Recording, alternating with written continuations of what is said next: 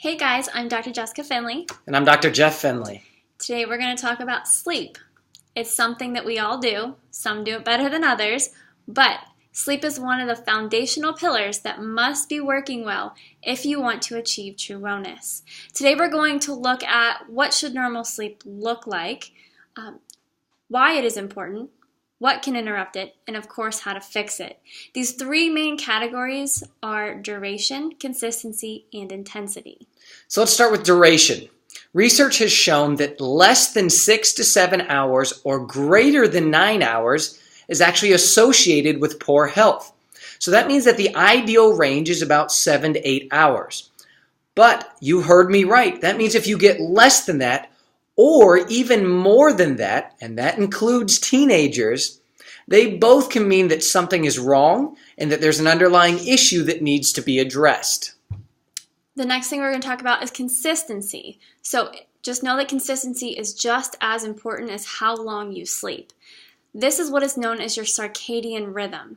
This is the cycle that your hormones go through and the various brain waves that happen during that time.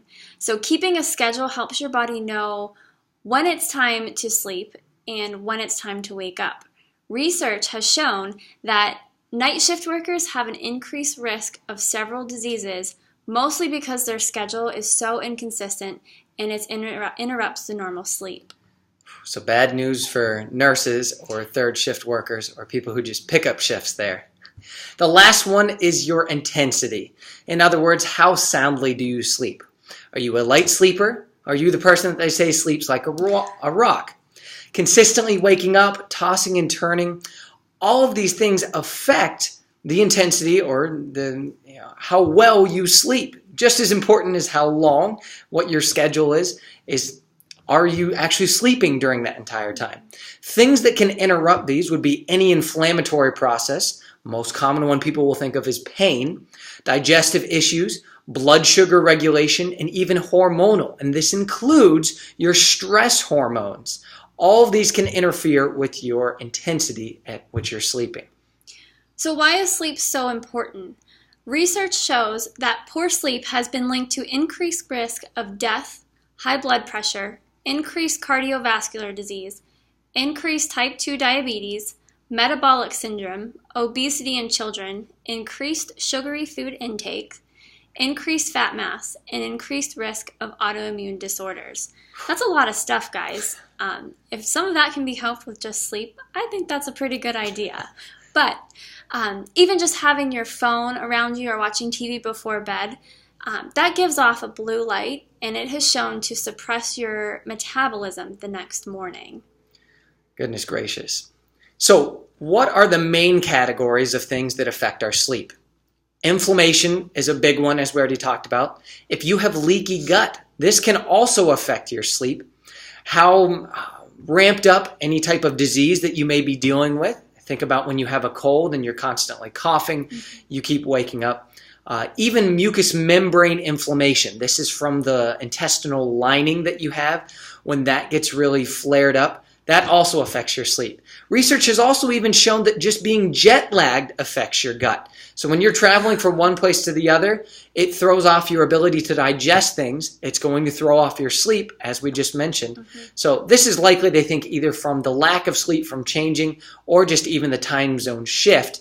It goes back to that consistency or that schedule is off a little bit. So here are a few things that you can do to help improve your sleep schedule. First thing is reducing the blue light exposure before bed. Many electronics actually have something that you can download that will shut off the blue light for you, which is great. The other thing that you can do, or you can buy blue light filtering glasses, and you just wear them at night. Another thing you can do is making sure the environment is nice and cool and very quiet. Also avoiding stressful activities before bed.